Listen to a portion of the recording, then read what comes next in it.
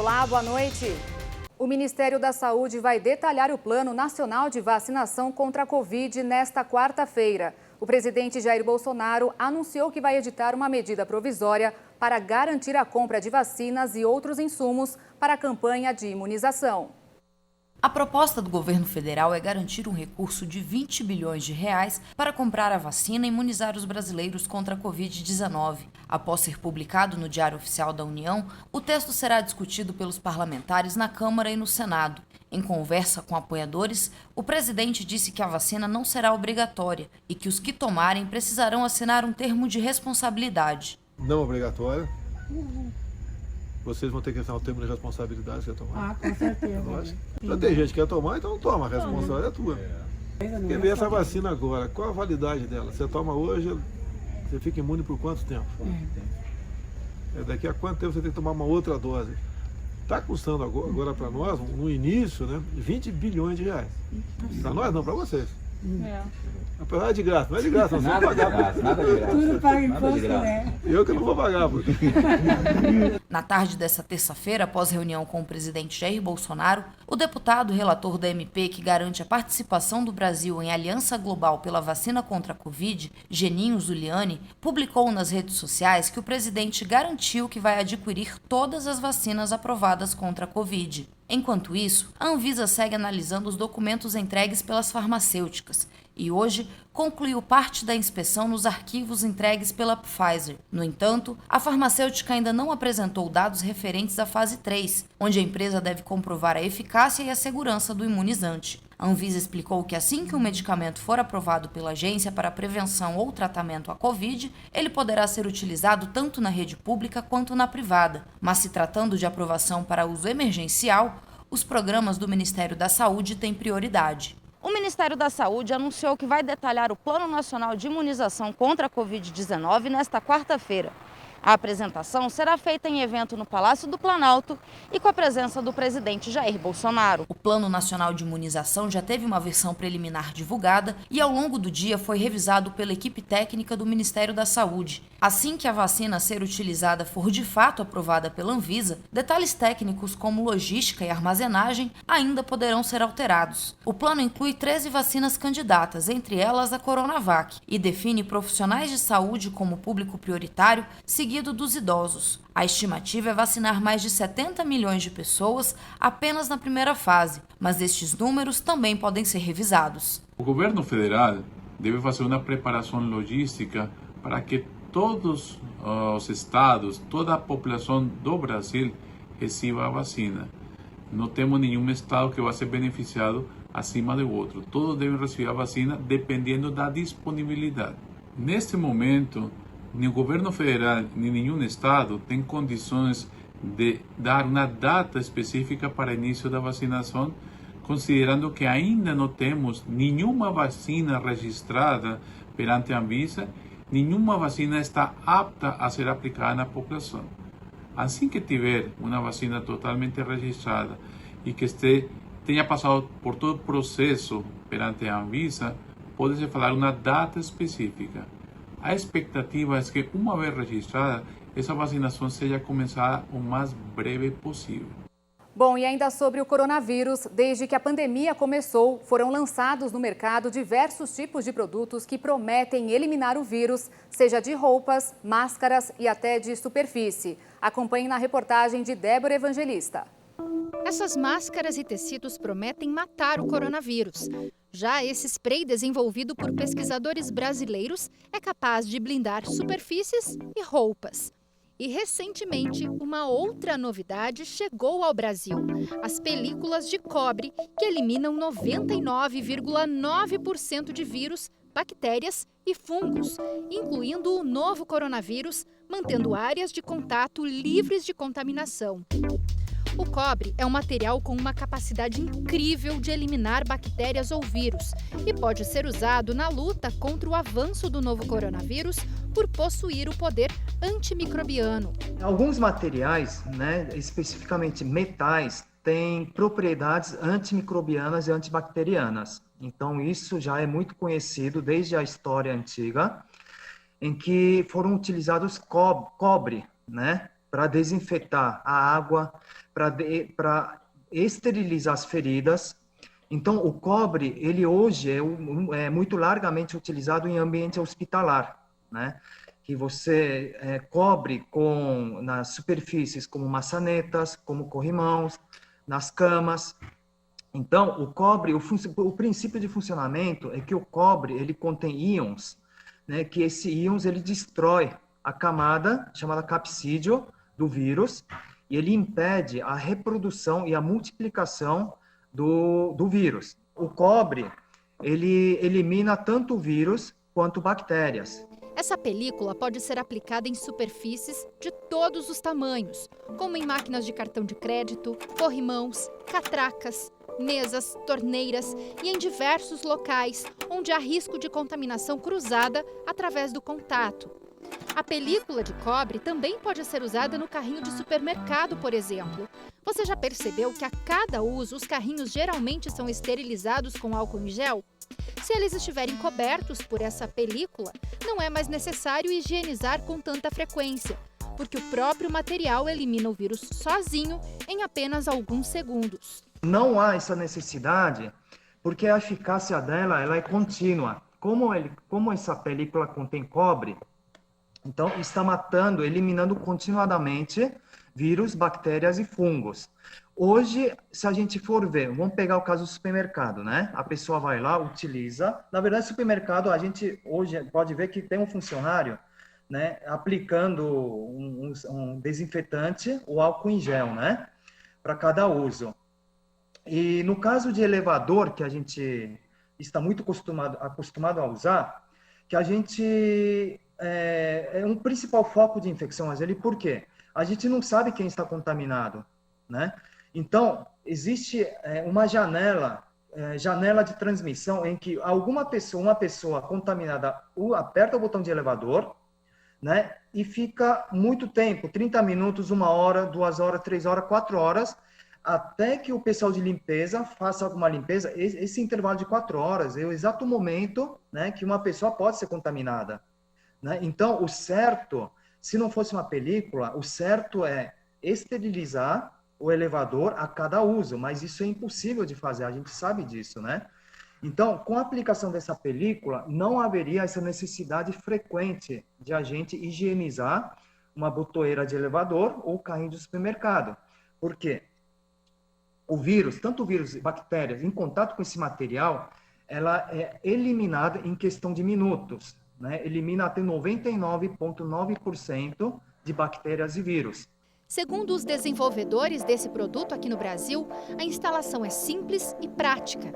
Basta recortar e fixar nas áreas onde há risco de contaminação para se prevenir das doenças provocadas pelos micróbios sem a necessidade de higienização frequente. O Brasil caiu 5 posições no ranking de desenvolvimento humano da ONU. Entre 189 países, ocupamos agora a posição número 84. O IDH mede a qualidade de uma nação em 3 itens: renda, saúde e educação. O país com a melhor avaliação é a Noruega e o pior, o Níger. Como os indicadores são referentes ao ano passado, não incluem os efeitos da pandemia. O presidente Jair Bolsonaro esteve hoje na CEAGESP, em São Paulo, a maior central de abastecimento da América Latina. O motivo da visita foi a reinauguração da Torre do Relógio, um monumento que está no local desde 1964. Em seu discurso, o presidente descartou totalmente a possibilidade da companhia ser privatizada. O monumento de 52 metros de altura foi pintado de amarelo com detalhes em verde para a reinauguração. A Torre do Relógio é um marco histórico da Companhia de Entrepostos e Armazéns Gerais do Estado de São Paulo, a CEAGESP. Os funcionários também vestiram as cores da bandeira para receber o presidente. O deputado federal Davi Soares fez parte da comitiva de Jair Bolsonaro e ele mesmo gravou esses vídeos de cima do palco, que mostram o grande público e outro bem ao lado do presidente no momento do discurso. Em sua fala, Bolsonaro ressaltou a importância da CEAGESP, que é o maior centro de distribuição da América Latina. Também afirmou que boa parte dos alimentos que chega à mesa dos brasileiros passa pelo local. Chegamos aqui na CEAGESP. Comecei a colher informações de como vocês eram tratados aqui, da importância da CEAGESP e o que poderiam fazer para mudar. Levei alguns meses para colocar o Coronel Melo Araújo aqui, que a burocracia é enorme. Os interesses são muitos. Até que o Coronel aceitou, nós conseguimos colocá-lo aqui. E, obviamente, tudo que está em nossa mesa, grande parte, passa por aqui. E você tem que dar devida atenção para o que acontece aqui. Essa é a primeira vez que um presidente eleito pelo povo vem aqui. E Bolsonaro classificou a agenda como uma visita técnica, mas em seu discurso tratou de um dos assuntos que causa muita polêmica entre os funcionários: o projeto de privatização da CEAGESP. A companhia é uma empresa federal, mas no ano passado, o governo do estado de São Paulo chegou a anunciar um plano para transferir a CEAGESP para a iniciativa privada. Bolsonaro afirmou que, enquanto estiver no cargo, essa possibilidade está totalmente descartada. No primeiro momento, falou-se em privatização. Eu quero deixar bem claro para vocês. Enquanto eu for presidente da República, essa é a casa de vocês! E o presidente se mostrou bastante à vontade durante a visita. Essas imagens foram feitas pelo repórter cinematográfico Kiko Clemente, no momento em que o presidente deixava a CEAGESP. Primeiro ele brinca com os policiais e até coloca o cap de um deles na cabeça. E antes de partir, ainda acena e faz selfies para o público.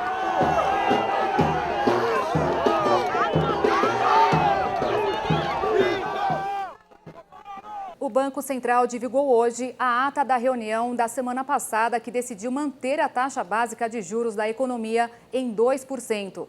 Depois de reconhecer que a inflação está um pouco salgada pelo preço dos alimentos, mensalidades escolares e a conta de luz, os responsáveis por definir a taxa de juros disseram que é um período passageiro e que tudo deverá começar a voltar ao normal no começo do ano que vem. E o indicador de preços da Fundação Getúlio Vargas apontou uma alta nos preços. O IGP-10 fechou o mês de dezembro em alta de 1,27%, mais do que o dobro no mês passado. Os vilões desta vez foram as passagens de avião, as mensalidades escolares e a conta de luz. Em Mato Grosso do Sul, um medicamento está sendo produzido para atacar e matar as células cancerígenas. A expectativa é de que, em 5 anos, uma nova geração de remédios contra o câncer esteja disponível no mercado. A pesquisa começou em 2015 com moléculas presentes na natureza. O primeiro passo foram os testes que nós fazíamos em laboratório, onde nós começamos a verificar a atividade anticâncer dessas moléculas. Estas são células cancerígenas de um camundongo, logo após a aplicação de uma dose do medicamento em estudo. O vídeo tem duração de 15 minutos, mas foi acelerado. Repare na mudança no formato e aspecto das células. É possível ver que essas células, elas perdem a morfologia de uma célula saudável, de uma célula comum. Essas células elas começam a entrar em um processo de morte. E esse processo é muito rápido, porque nos primeiros 15 minutos essas células já apresentam esses sintomas. Os camundongos que receberam a dose do medicamento não voltaram a desenvolver células cancerígenas. Tratamos células tumorais com o nosso medicamento e introduzimos no animal. Isso seria um efeito muito próximo de uma vacina. Esse animal, então, o sistema imunológico dele passa a reconhecer aquelas células como células estranhas. Se nós tentarmos induzir o tumor nesses animais, o próprio sistema imunológico do camundongo vai combater aquele câncer e não vai deixar ele se estabelecer. A pesquisa está na fase pré-clínica, em que os testes são realizados em animais. O próximo passo é patentear a descoberta, depois testar o tratamento em humanos. A expectativa é que em 5 anos, esta nova geração de medicamentos contra o câncer esteja disponível no mercado. Eu tenho certeza que essas técnicas, todas relacionadas à imunoterapia, com certeza elas são a próxima geração de tratamento do câncer. E isso, de fato, é irrevogável. O Supremo Tribunal decidiu por 6 votos a 5 que amante não tem direito à divisão da pensão por morte em caso de 2 uniões estáveis simultâneas comprovadas na Justiça. O julgamento foi virtual e todos os votos incluídos direto no sistema do STF. Os ministros já apresentaram seus votos, mas a votação termina oficialmente no próximo dia 18. O caso analisado teve origem em Sergipe. O autor do recurso pede o reconhecimento da união estável extraconjugal e a divisão da pensão por morte com a viúva, que tem direito à união estável e à pensão, reconhecidas pela Justiça. O presidente Jair Bolsonaro cumprimentou hoje o presidente eleito dos Estados Unidos, Joe Biden. Bolsonaro sempre disse que reconheceria a vitória do democrata depois que fosse sacramentada pelo Colégio Eleitoral Americano, o que ocorreu ontem. O presidente do México, Andrés Manuel López Obrador, também cumprimentou o presidente, que vai tomar posse no próximo dia 20 de janeiro. O presidente dos Estados Unidos, Donald Trump, anunciou que o procurador-geral Bill Barr deixou seu governo. O procurador contradisse as denúncias de Trump que teria havido fraude nas eleições presidenciais. Em uma rede social, o republicano disse que teve uma reunião muito agradável com o procurador-geral na Casa Branca e que a relação entre os dois é muito boa.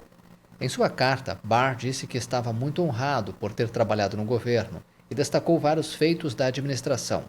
Ele será substituído por Jeff Rosen, seu adjunto no Departamento de Justiça. No começo do mês, a declaração de Barr de que não constatou fraude em escala que pudesse ter mudado o resultado da eleição presidencial isolou o presidente Donald Trump. Especialistas acreditam que as reuniões de Natal podem aumentar os casos de infecção pelo coronavírus. Duas importantes revistas médicas britânicas pediram ao governo que não relaxe as restrições no feriado. Duas importantes revistas médicas britânicas pediram ao governo Boris Johnson nesta terça-feira que reverta seus planos de relaxar as restrições ao coronavírus no Natal. As publicações alertam que seria outro grande erro que poderá custar muitas vidas.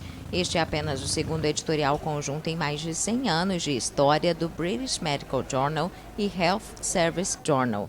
No texto, as revistas alertaram que a ideia de permitir que 3 famílias se reúnam em ambientes fechados por 5 dias poderia provocar um aumento repentino nas hospitalizações e o colapso do serviço público de saúde. Os responsáveis por ambas as publicações pediram ao executivo para que siga o exemplo de outros países europeus, como Alemanha, Itália e Holanda, e que mantenha rígidas restrições durante as festas da próxima semana. Este apelo se dá depois de o executivo de Johnson ter anunciado que Londres e partes do sudeste da Inglaterra passaram na quarta-feira para o nível máximo de alerta contra a Covid-19.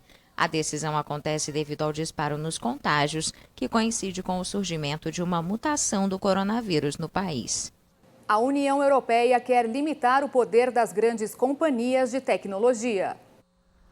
A União Europeia planeja colocar em prática uma regulamentação sem precedentes para gigantes da tecnologia do tamanho do Facebook, Amazon, Google, entre outros. 2 projetos de lei apresentados nesta terça-feira, o de serviços digitais e o de mercados digitais, buscam estabelecer condições rígidas para os negócios de companhias gigantes da internet na União Europeia. As maiores empresas de tecnologia vão ser designadas guardiãs do acesso à internet e sujeitas a uma regulamentação específica. Precisamos ter as mesmas regras em toda a Europa. Por isso é necessária a regulamentação, porque é baseado em um mercado único, em base legal, e precisa estar amarrado a possíveis sanções. De acordo com a vice-presidente da União Europeia, o poder das empresas digitais, especialmente das plataformas maiores, ameaça liberdades, oportunidades e inclusive a democracia. Vestager disse que, com a medida, essas empresas vão ter que assumir mais responsabilidades. As propostas devem transitar por um longo e complexo processo de validação dos 27 Estados-membros da União Europeia e do Parlamento Europeu. Do outro lado, empresas e associações comerciais vão pressionar e tentar influenciar na redação final da lei. Vestager lembrou que a instalação do primeiro semáforo no mundo foi consequência do dramático aumento do número de veículos, e, segundo ela, o mercado e os serviços digitais precisam de algo parecido. O Banco Central dos Estados Unidos se uniu a outros bancos centrais em um grupo global com o objetivo de combater as mudanças climáticas e responder ao risco que a crise ambiental representa para o sistema financeiro. O Federal Reserve, o Banco Central americano, está preocupado com as mudanças no clima. A instituição se uniu a outros bancos centrais em um grupo global para combater as mudanças climáticas. O objetivo é responder ao risco que a crise ambiental representa para o sistema financeiro. O Federal Reserve trabalha há 1 ano com a rede de bancos centrais e supervisores para o esverdeamento do sistema financeiro. Agora, se uniu ao Banco da Inglaterra, ao Banco Central Europeu, ao Banco do México, além de outros, como membro formal. A rede foi criada como parte do Acordo Climático de Paris para melhorar a participação do sistema financeiro, fazer a gestão de riscos e mobilizar capital para investimentos verdes e de baixo carbono. Chegou o momento de fé e esperança na live do missionário R.R. Soares. A palavra de hoje está no livro de Salmos, capítulo 20, versículo 7. O missionário Soares fala da importância de buscar Deus e confiar no poder do nome de Deus, que os inimigos batem em retirada. Uns confiam em carros, pode notar carros de ferro, carros de guerra, que já havia atração animal naquela época. E outros em cavalos, também tinha pessoas, soldados que iam em cavalos amados, eu sou indestrutível. Eu vou com uma lança comprida de 4 metros aí, eu mato uma porção de inimigo e o cavalo não tem medo, eu jogo no meio e tal. Confiava, mas às vezes quebravam a cara. Mas o Davi disse assim, mas nós faremos menção do nome do Senhor nosso Deus. Essa é que é a coisa mais importante, fazer menção do nome do Senhor, porque só fazer menção o inimigo já bate em retirada. Imagine quando você se encontra na presença de Deus, essa é a hora mais importante que todo mundo devia buscar. Infelizmente não buscam. As pessoas começam a orar, o joelho dora, o demônio que faz a dorzinha já levanta. Acompanhe também o ensinamento do missionário no versículo 8. Uns encurvam-se e caem, mas nós nos levantamos e somos de pé. Tem pessoas que se encurvam, caem e nunca mais se levantam, mas nós não. Podemos até cair. A Bíblia diz, se cair, não ficará prostrado. É o Salmo 37, 23, 24. O Senhor firma o espaço do homem bom. O homem bom é aquele que usa a palavra de Deus. Se cair, não ficará prostrado. Mas nós nos levantamos, está escrito aqui, olha, e estamos de pé. E quando Deus lhe levanta, não fica resíduo, não. Você confessa tudo para Deus, pede perdão e creia. E começa a viver como se aquilo não tivesse acontecido. E chegou o momento da pergunta para o missionário responder. A Bíblia diz, não dareis marcas, golpes na vossa carne. Eu acho que isso aí já é tudo, né? Tem pessoa que anda fazendo, colocando até o nome de Jesus. Esse modismo dá e passa, mas só que quem está fazendo vai ficar para sempre. Daqui 10 anos é tudo diferente. E a pessoa vai ver aquele braço tudo cheio de cor, de dragão, mulher seminua, sei lá mais o que, vai dizer, meu Deus, o que eu fiz? Mas aí não tem jeito não, hein? Eu conheço pessoa que quis tirar uma coisinha aqui da mão e não conseguiu até hoje. É raio laser, dói muito o missionário. Fez algumas sessões e não saiu por completo, é coisa séria. E na mensagem final da live de hoje, o missionário Soares explica que quem está na presença de Deus contente tem revelações. Quando você está na presença de Deus, na presença do Senhor, a plenitude de alegria, de revelações. Aí você, com uma palavra só, resolve os problemas todos. É preciso aprender a buscar a Deus.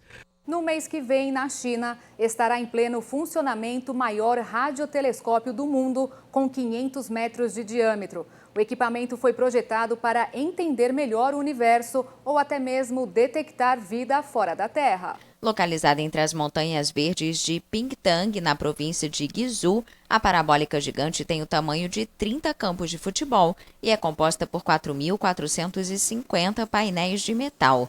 A poderosa capacidade vai ser aberta aos astrônomos estrangeiros em 2021.